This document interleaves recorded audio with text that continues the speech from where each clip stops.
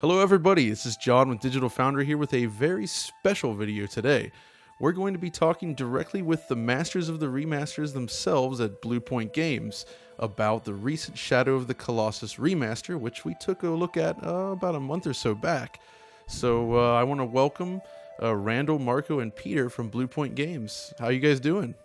Doing great. How are you doing? Not bad, thanks for joining me. So, today then, I'd like to discuss the excellent remaster of Shadow of the Colossus that you guys recently released, starting with maybe some details on the Bluepoint engine itself. You know, basically what it's capable of, how it's tailored for Shadow, and other future possibilities that you might see for this technology, that sort of thing. I think, when you initially look at our engine and our technology, we spend a lot of time making sure that we can basically accomplish the task of running two engines side by side. You know, one of the great things about some of the titles we've been able to work on is they're great titles in their own right. And so, as we look at the game and we want to replace just certain key pieces, we really tailored our technology to be able to extract certain pieces, put certain pieces of the game through our own technology, but then also run the original game engine side by side. And so with that comes a lot of considerations from memory usage to performance to what kind of threading models and stuff we use to basically allow us to have the most amount of flexibility within each game. What kind of overhead does that take to have, like, essentially those two engine, the two code bases running together like that? Each game is a unique snowflake, so each one creates its own problems.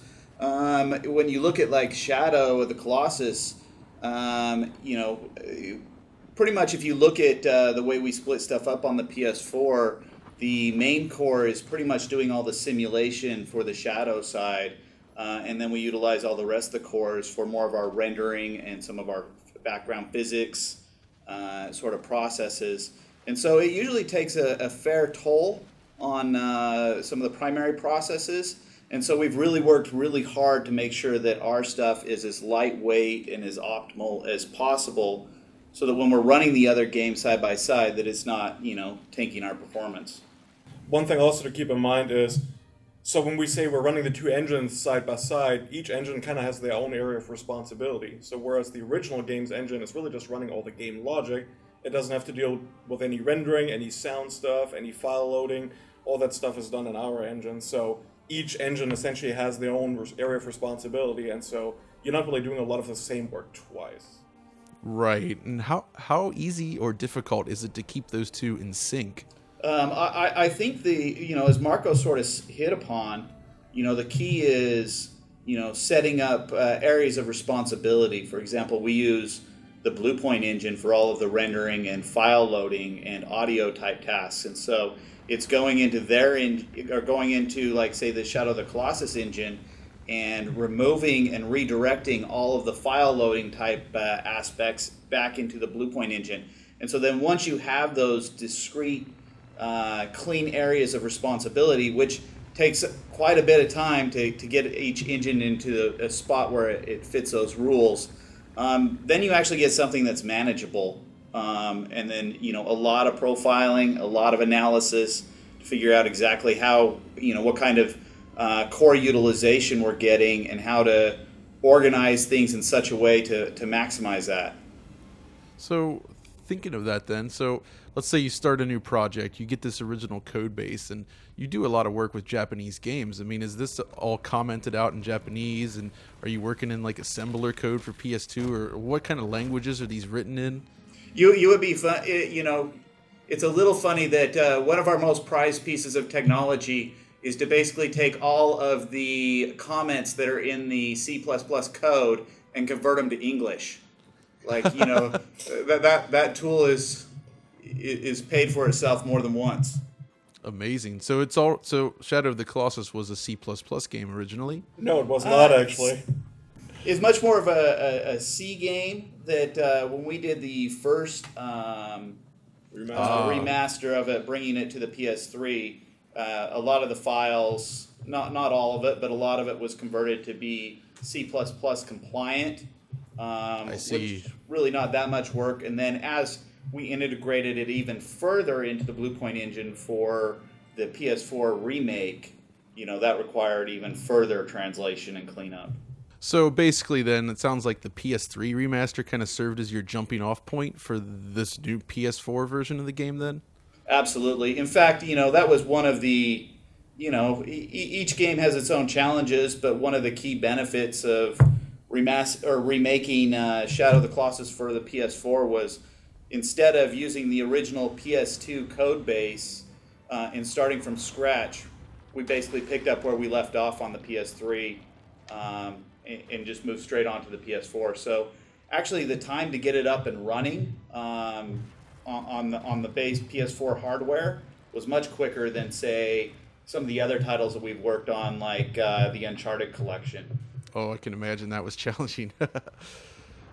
So before we jump away from the PS2, I'm just wondering, do any of you guys have like any real experience creating games on the PlayStation 2? And I'm curious, if so, like what you thought of the work that Team Eco did back in the day on it.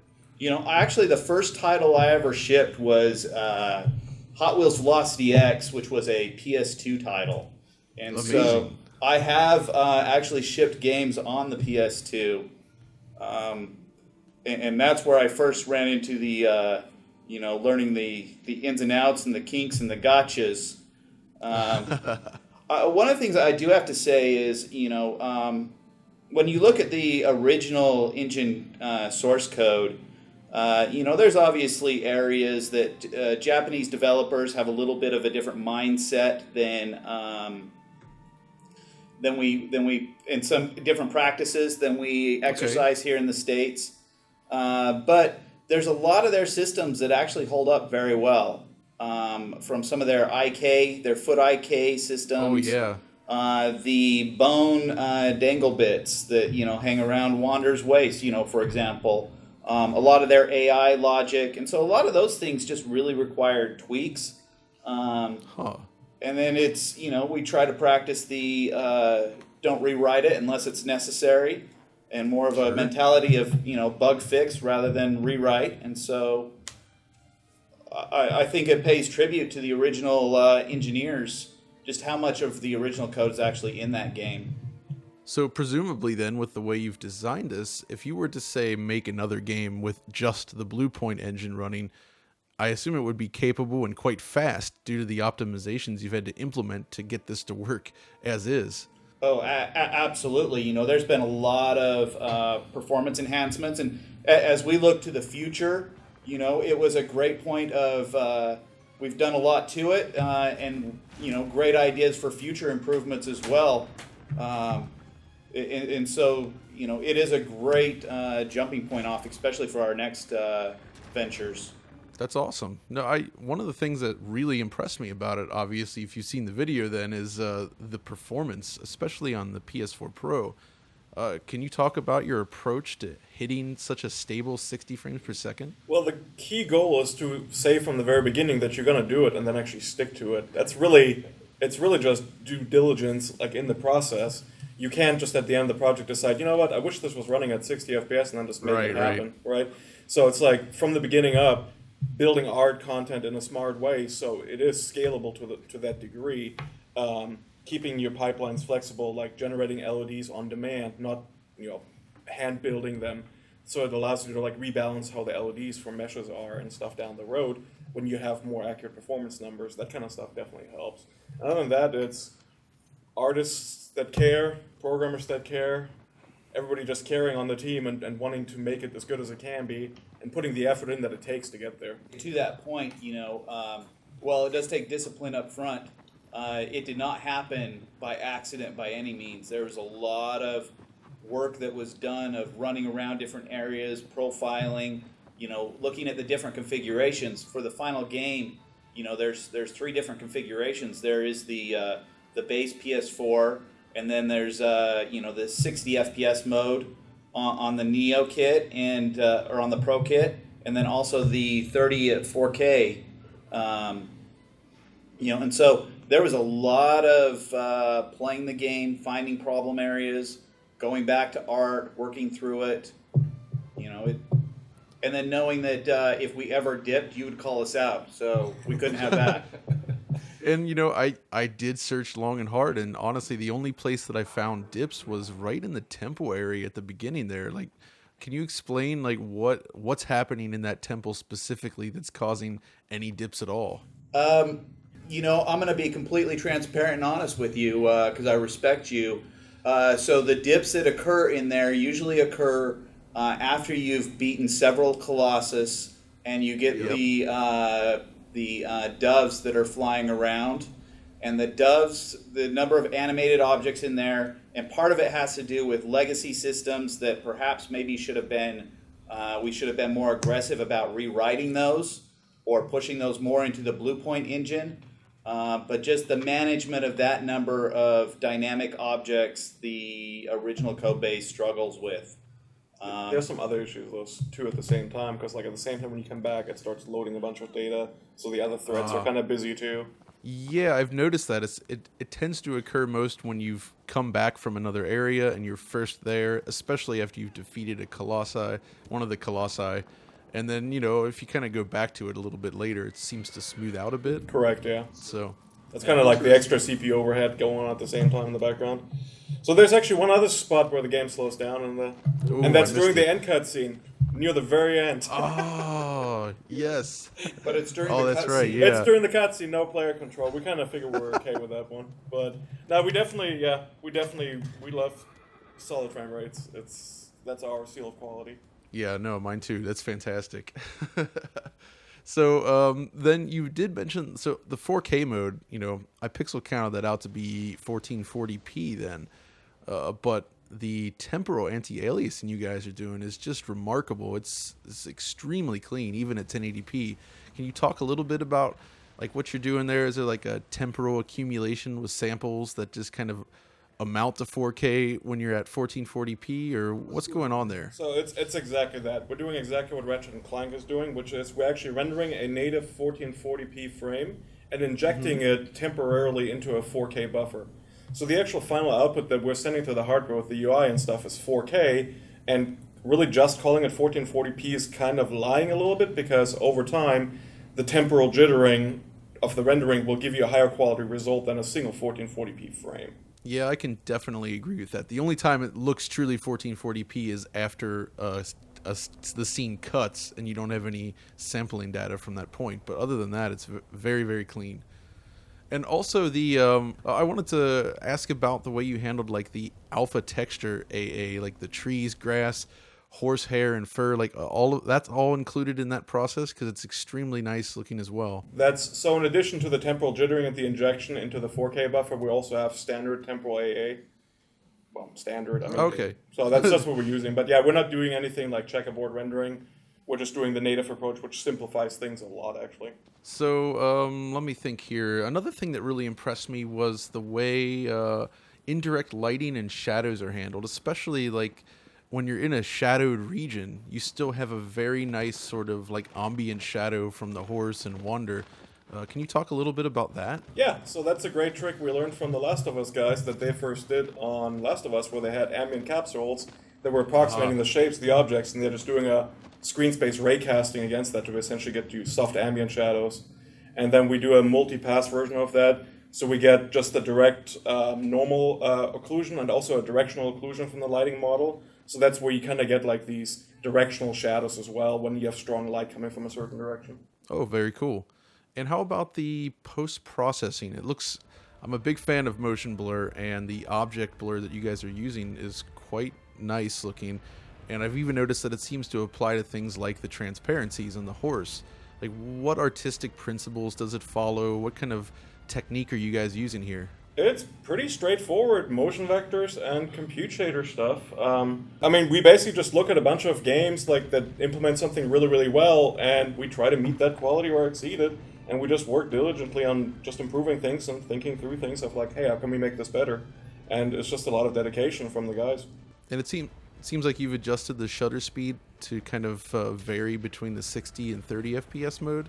So yeah, so the shutter speed is so you have the motion blur slider in the settings, which if you go right. up to 100% all the way, that's essentially 100% shutter speed, which in 60 FPS mode would be 16 point something milliseconds, and for 30 Right. it would be 33 milliseconds. Oh, okay, cool. So on the animation work, then, first there's I want to talk about the physics themselves. Like you mentioned, the bone charms around Wander's waist there, but like the actual appearance of things like cloth as well, and some of the fur on the colossi. Like how did you implement all of that, and how much of that is shared or based on the original work? And so, when you look at those, the bone danglies around Wander's waist, those are actually 100% the original code, Cool. simulating those. When it comes to Wander's poncho, that's a more of a custom solution. It's actually using, it's all based off of like NVIDIA's Apex cloth stuff. Oh, okay. And so, and part of it is as we go through and we evaluate and look at what the state of it is. We knew that we wanted to fix up the cloth. We knew that we wanted to fix and change the way like the horse tail and the horse mane react, and so that's actually a different custom physics solution that one of our engineers here spent a couple of months on writing a solver for. And then, then we also applied cloth and to some of the Colossus for some of the banners and other things that hang off of them. And then the fur specifically, it's all done. That's another custom solution, which is all compute shaders that simulate and render the fur essentially. Well, the rendering, it generates the geometry for the GPU to then render. So the art staff would sort of go through on each Colossus and use texture maps to basically paint different fur values of where they want the fur, the thickness, the how stiff you want the strands, the Curliness. length, Oh, okay. A lot of customization. which on direction in which it lays, How it clumps. how it clumps, and then all of that would be ran through a compute shader to actually generate that geometry on the fly. Right, right.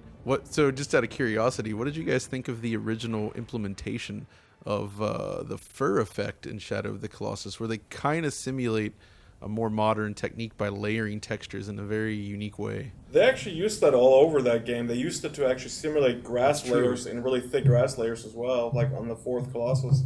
They used that there as well. It's a great trick, especially when you use skinning to actually then weight the different layers slightly different, so you actually get a little bit of sway. I mean, the PS2 was a fill rate monster, so it was kind of like the ideal Right. technique for the time.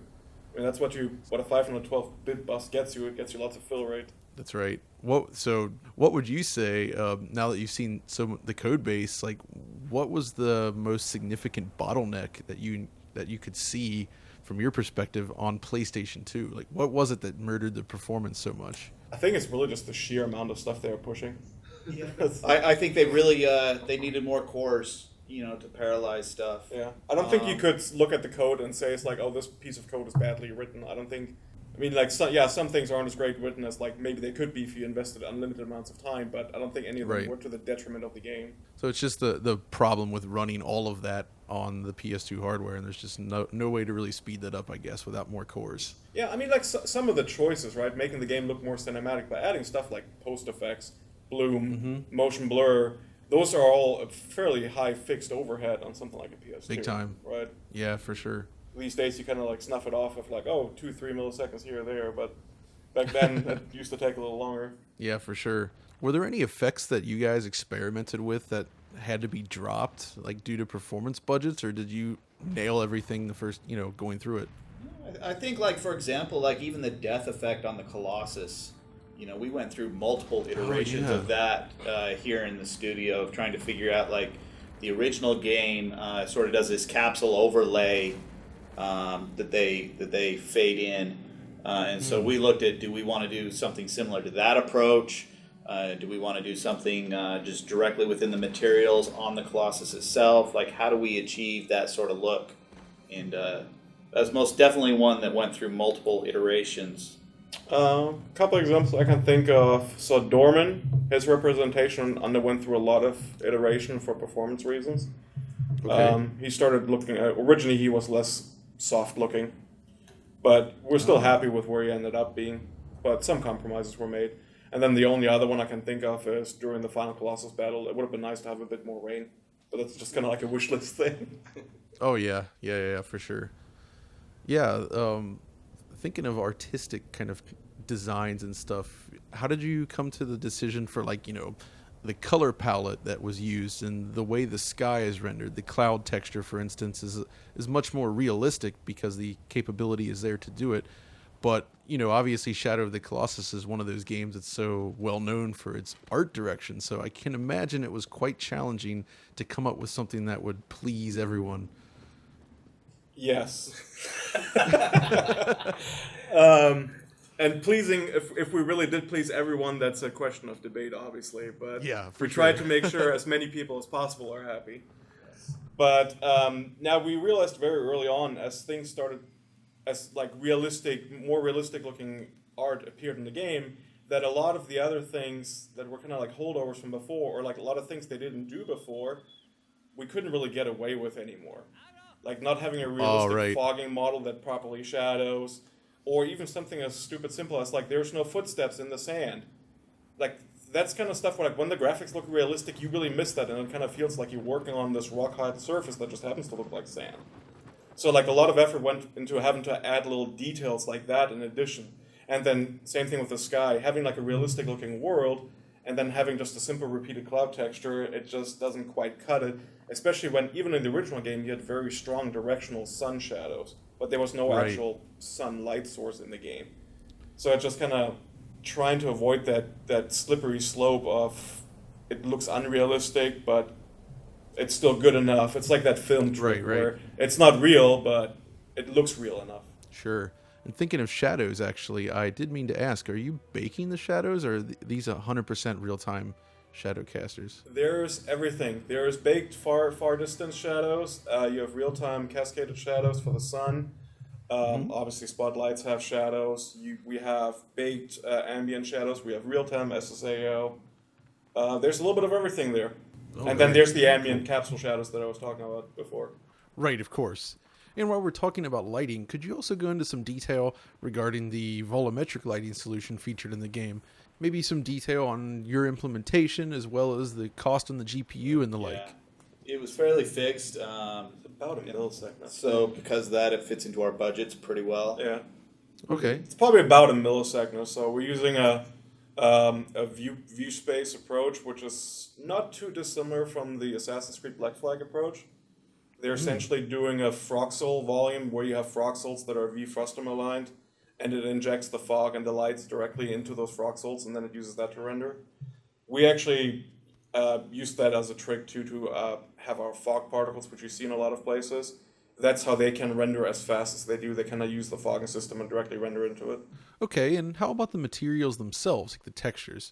There's a lot of great stonework and dirt textures and everything in here. It looks like you've adopted a full PBR workflow. Maybe you can talk a little bit about this. So I would say the textures are pretty much photorealistic with the exception that they're slightly more desaturated, because that kind of fits the original art style. Exactly. But we actually used photoscanned materials, and it's very much everything adheres to PBR workflows. And we have a very powerful layered material system where it generates custom shaders depending on the unique materials, how they're set up.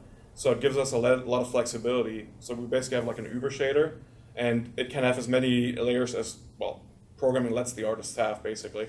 And the code gen behind the back just takes care of it and creates the optimal shader for everything.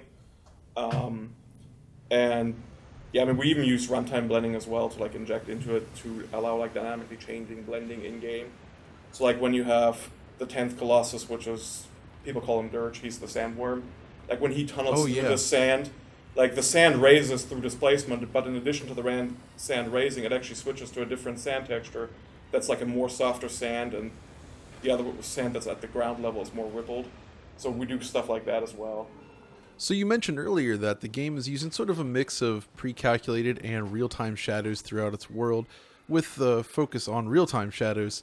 would it be possible to, say, modify the sun position arbitrarily in real time to change the mood in the game, for instance? At the cost of additional memory, in theory, it would be. There's actually a couple areas in the game where the sun does change direction. Oh, yeah. So, after you enter the initial area for Colossus 8, the sun actually changes direction by, I think, almost 90 degrees. And we actually had to change the hallway leading into that arena and added an extra bend to it to hide that transition, because obviously we have real-time sun shadows. And in the original game, it was all just baked into vertex colors, and they just painted in whatever they wanted. So we had to kind of hide that transition actually in our version a little bit. And then, yeah, it's not really a sun, but obviously during the final Colossus encounter, the moon is also opposite direction. But in general, we do actually rely on our sun being static and being a fixed direction for optimization reasons as well, because it allows us to do stuff like automatically detect at cook time which instances are never going to cast a shadow.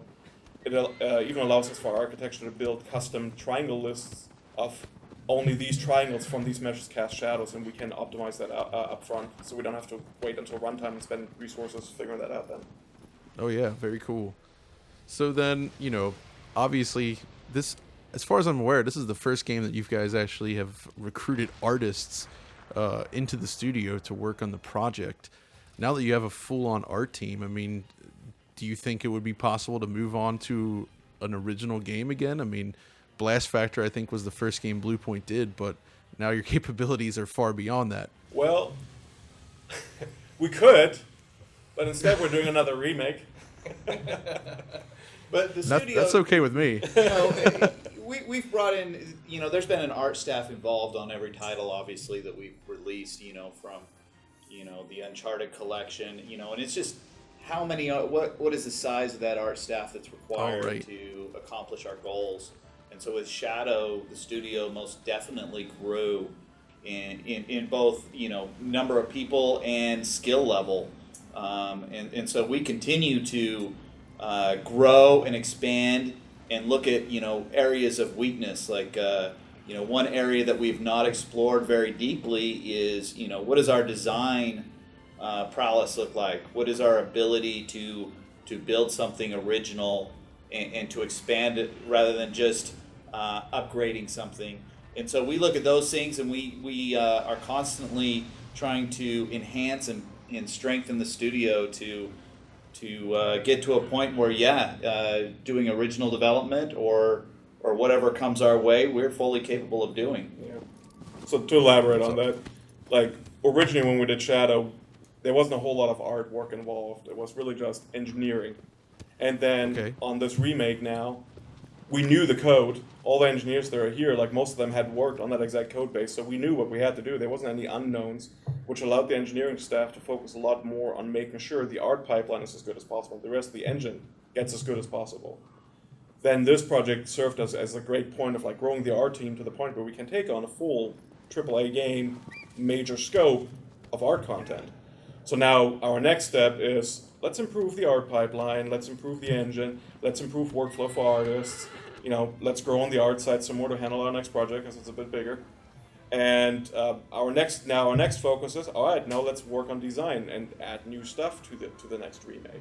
Because now that can be our sole focus of making sure that's where we put the time, and everybody else, they're already at a level where we can perform. Wow, very impressive. So bearing in mind then the scope of this project, would you say it's the most challenging remaster you guys have done yet? And if not, what else would qualify for that? Challenging is hard to quantify because a lot of times it comes down to timeline, right, and manpower, right? And so I would say, as far as the remasters and remakes, I would say it is the most challenging. It is the piece that we are the most proud of. And it had its own challenges. There's been other projects with shorter timelines and such that have been more physically demanding on the team. But it does really depend on who you ask. If you were to ask Art here, they would definitely say Shadow was the most challenging project. But I think from a pure engineering perspective, I think Titanfall might still rank up pretty high up there. Oh, the 360 version, yes. Yes. That was quite something. That was the most. That's the way to put it. Yeah, technically, no, I wouldn't even say technically. That was very challenging, mostly from a timeline Yeah. and manpower perspective. And talking to his Peter's unique snowflake comment, right? Normally you don't rewrite systems just to save memory. Well, on Titanfall we had to rewrite collision systems, animation systems, just to save memory, which is Wow, not something yeah. you usually have to do. Trying to cram that game into 512 megabytes total there. That's a lot of work. Well, the original game is continuing to grow. Yeah. Exactly. Wow, that's great. All right, so looping back to Shadow then, are there any other visual elements or techniques that were implemented in the remaster that you guys are especially proud of that we maybe haven't touched on yet? So something we're definitely proud of, I think, is the particles, because a lot of the stuff people don't actually realize. The dust that comes from the Colossi, for example, we didn't manually script up or place events down to say dust. He's shaking now, dust comes off. It's actually all driven dynamically. So we have emitters on the Colossus himself, and they monitor the velocity of the mesh itself and know when to spawn particles. So you have stuff where he throws his arm, or Colossus 3 swings his weapon down, and the dust comes automatically off the weapon. We didn't have to actually script that up. So those kind of changes as well. If you look at some of the forest areas, I don't know if you've noticed this, but like the leaves, they will actually fall off the trees, land in the water, follow the flow of the water stream, and eventually actually submerge in the water and fade out. So like those kind of little details, Wow. like in addition, like the water itself, like there's a lot of resources poured in the water. Yeah. And again, all of it is like there's not manual art scripting involved. It's good art, good technology, all just working hand in hand together. You know, you have artists painting flow maps, foam maps, and simulation does the rest essentially. Yeah, wow, that's really cool. And water is also used in a lot of different areas throughout the game, I noticed. Like, you fight one Colossus in a large body of water, and then there's, of course, the smaller stuff like the streams and little pools of water that you're talking about with the moss growing on it. It's all really good stuff. So that's a lot of attention to detail, right? It's colossal fur behavior changing when he's underwater versus above the water. It's like tiny little things. And most of them, like, you will probably and hopefully never notice, but they're just there to not make it pull you out of the experience. Yeah, I really appreciate those kinds of small details. It really does kind of help build a more compelling world to explore. We almost put ants walking up a tree in the game. See, I think Horizon has that. They do, yes. That, and next time our character will drip water as opposed to just getting wet. Yes. Oh, yes, that's the next challenge. I have to ask, what's up with the coins? There's no coins. They're relics. Oh, okay, I see. Okay, the relics, yes. So the relics were pretty much a nod to the greats such as Nomad of the Colossus, who, way past the original release of the game, continued giving this title extra leg and extra life. It was a nod to those people to give him something else That's awesome. to find. Like, give him a reason to want to play the new game, other than just look at the art and just have the new experience, but give him a more replay value for that point, and also maybe to convince new people to look more in depth at the beauty that is the environment. Right. We wanted more than just the visual reward of the game for exploring. We wanted there to be something material at the end of it that you could say, yeah, I've been over every corner of this place and I've seen everything. Like it's a bit of a trophy to hold up at the end of the day. Yeah, that's cool. Did you think about including sort of, and maybe you did, areas that appear off limits at first, but are maybe climbable in the right way? Like, I know the original demo version of the game, you could climb all the way up to the top of the temple. It was extremely difficult, but I wonder if you included anything like that or thought about it. There were definitely a couple places in the game where you could get to just by using some tricks with aggro that you've probably seen. And so we wanted to make sure we preserved those things for everybody that knew how to do it or had interest in learning how to do it. And, like there's a spot in a little canyonway between the forests and one of the rolling hills that was kind of really well known for being able to jump out of the world. And so we kind of gave some more purpose to that rather than just, letting you get outside behind the world geo. and really kind of dressed it up a bit, made it kind of special. Oh yeah, that's awesome.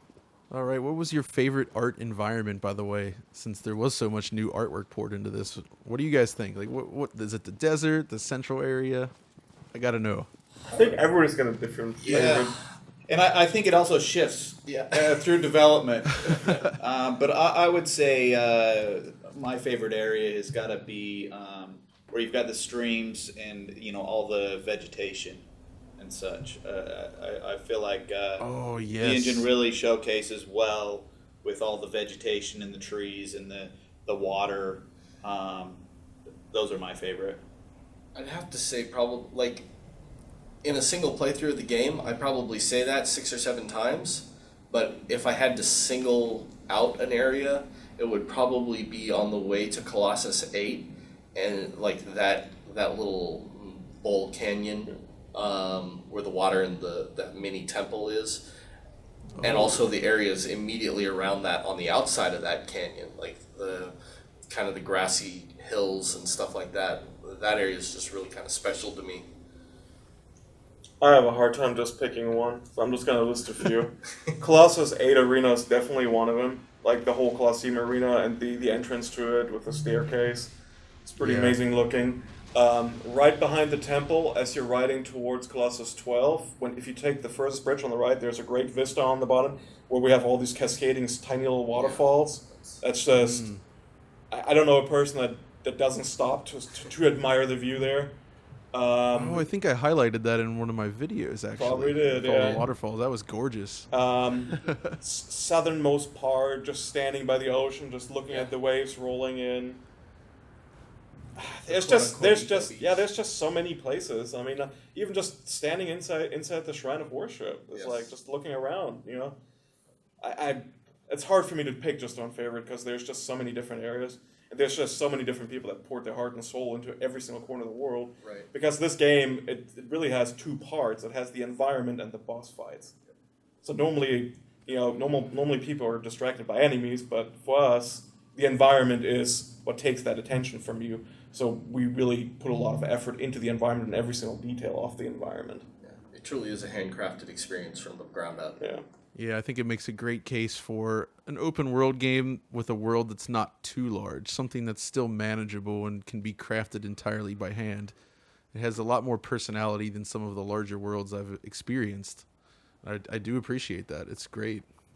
Look at the person that discovered all the relics, right? If you looked at his stats and his video, by the time he got to the end, he had spent on foot 900-something kilometers and on horse 600 kilometers riding through the environment.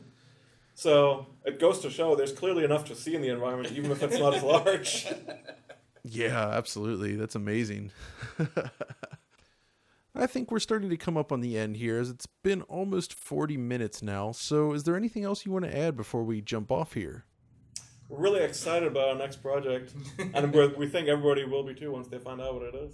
I suspect we will. And we're hiring. Yeah. Oh, that's good to know as well. All right.